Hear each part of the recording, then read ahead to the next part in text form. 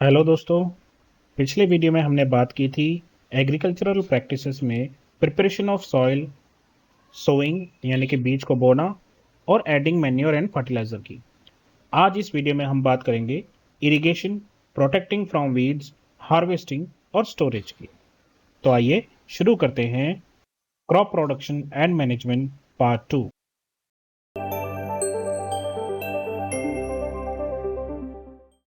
Irrigation irrigation का मतलब होता है सिंचाई, यानी कि पौधों को या क्रॉप को पानी देना। हम सभी को पता है कि हमारे लिए पानी बहुत ज़रूरी है, वरना हमारी प्रॉपर ग्रोथ और डेवलपमेंट नहीं होगी। प्लांट्स के अंदर लगभग 90% वाटर होता है और ये पानी इसलिए भी ज़रूरी है ताकि सीड की जर्मिनेशन हो सके, क्योंकि ड्राई कंडीशन में सीड्स की जर्मिनेशन नहीं हो पाएगी। हेल्दी क्रॉप के लिए सॉइल का मॉइस्चर हमेशा कायम रहना चाहिए और इसीलिए फील्ड्स को रेगुलरली पानी देना पड़ता है। रेगुलर इंटरवल पर क्रॉप्स को पानी देना ही इरिगेशन कहलाता है। कितने टाइम के बाद पानी देना है और कितना पानी देना है, ये डिपेंड करता है कि क्रॉप कौन सी है, सॉइल कौन सी है और सीजन कौन सा चल रहा है। Sources of irrigation. इरिगेशन के मेन सोर्सेज हैं well, tubewell, pond, lake, river, dams और कैनल्स। आइए बात करते हैं कि इरिगेशन के ट्रेडिशनल मेथड्स कौन से थे। जैसा कि आप पिक्चर में देख पा रहे हो, ये ट्रेडिशनल मेथड है मोट। इसको पुली सिस्टम भी कहा जाता है। ये अधिकतर वेल्स के ऊपर हमें दिखाई देता है। इसके अलावा चेन पंप, ढेकली और राहत कुछ ट्रेडिशनल मेथड्स हैं जिनसे पुराने वक्त में लोग इरिगेशन किया करते थे। पंप्स कॉमनली यूज किए जाते हैं पानी को जमीन से बाहर निकालने के लिए। इसके लिए डीजल, बायोगैस, इलेक्ट्रिसिटी या सोलर एनर्जी का इस्तेमाल किया जाता है।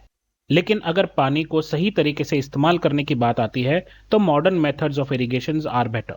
आइए बात करते हैं कुछ मॉडर्न मेथड्स इरिगेशन के, जिसमें सबसे पहला है स्प्रिंकलर सिस्टम। जैसा कि आप पिक्चर में देख पा रहे हो, ये एक स्प्रिंकलर सिस्टम है। ये सिस्टम वहां ज्यादा यूजफुल होता है जहां पर लैंड उबड़ खाबड़ या अनइवन हो। इसमें मेन पाइप के साथ कई सारे पाइप्स जुड़े होते हैं और इन पाइप्स के ऊपर एक रोटेटिंग नोजल होता है जो घूम सकता है और पानी को काफी दूर तक फेंक सकता है।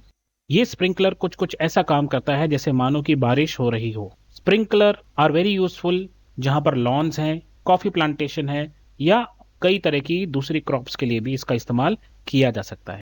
दूसरा मेथड है ड्रिप सिस्टम। इस सिस्टम को ड्रिप सिस्टम इसलिए कहा जाता है क्योंकि पानी जो है वो एक एक बूंद करके सीधा रूट्स के पास गिरता है। ये टेक्निक बहुत ही यूजफुल है फ्रूट्स की प्लांटेशन के लिए, गार्डन्स के लिए और ट्रीज के लिए। जिन इलाकों या रीजन में पानी की कमी होती है वहां पर ड्रिप सिस्टम बहुत ही कारगर साबित होता है। इरिगेशन के बाद हम बात करेंगे प्रोटेक्शन फ्रॉम वीड्स। पहले बात करते हैं कि वीड्स क्या होते हैं।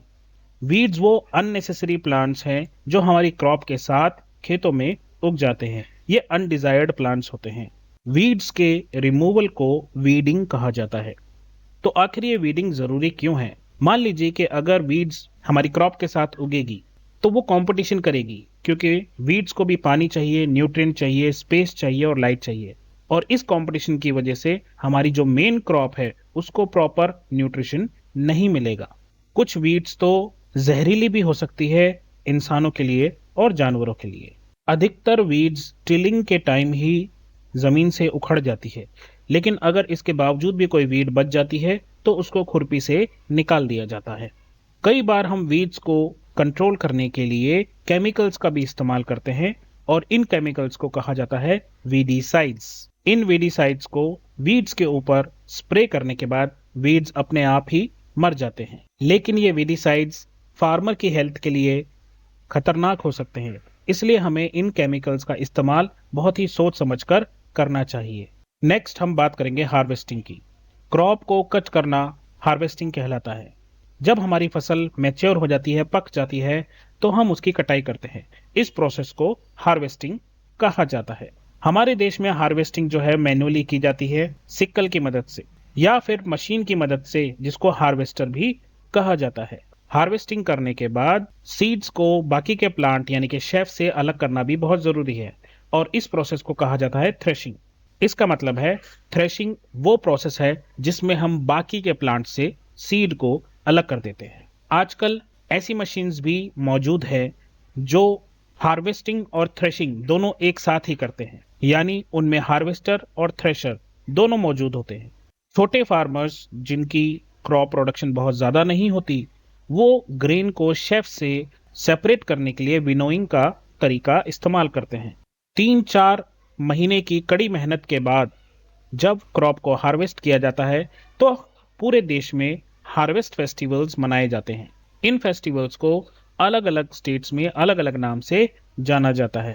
कहीं पर इसको पोंगल कहा जाता है, कहीं पर बैसाखी, कहीं बिहू, तो कहीं ओनम। क्रॉप की हार्वेस्टिंग और थ्रेशिंग के बाद उसको मॉइस्चर, इंसेक्ट्स, चूहों यानी रैट और माइक्रो ऑर्गेनिज्म से बचाना जरूरी है। इसीलिए स्टोरेज एक बहुत इंपॉर्टेंट स्टेप है। जब ग्रेन्स को हार्वेस्ट किया जाता है तब उनमें थोड़ा बहुत मॉइस्चर मौजूद होता है। अगर हम इस मॉइस्चर वाले ग्रेन्स को सीधा स्टोर कर देंगे तो ये कुछ ही दिनों में खराब हो जाएंगे। इसीलिए ग्रेन्स को स्टोर करने से पहले उसको सूरज की रोशनी में अच्छी तरीके से सुखाया जाता है। यहाँ जो पिक्चर आपको दिखाई दे रही है ये सिलोज कहलाते हैं और ये ग्रेन्स की स्टोरेज में काम आते हैं। इसके अलावा ग्रेन्स को ग्रेनरीज में भी रखा जाता है, जैसे कि आप अभी पिक्चर में देख पा रहे हैं। दोस्तों, आप और हम जानते हैं कि हमें खाना या फूड सिर्फ प्लांट से ही नहीं मिलता, एनिमल से भी मिलता है। तो जब हम एनिमल्स का ध्यान रखते हैं, उनको घर पे रखते हैं या फार्म्स में रखते हैं और उनसे अपना फूड हासिल करते हैं तो इसे एनिमल हस्बेंड्री कहा जाता है। तो एनिमल हस्बेंड्री का मतलब है कि एनिमल्स को फार्म्स पे रखना, उनको प्रॉपर फूड देना, शेल्टर देना और उनकी देखभाल करना, ताकि हम उनसे मनचाहा खाना अच्छी क्वालिटी का प्राप्त कर सके। तो ये था आपका chapter crop production and management. आइए अब इसके क्वेश्चन आंसर्स और एक्सरसाइजेस की बात करते हैं।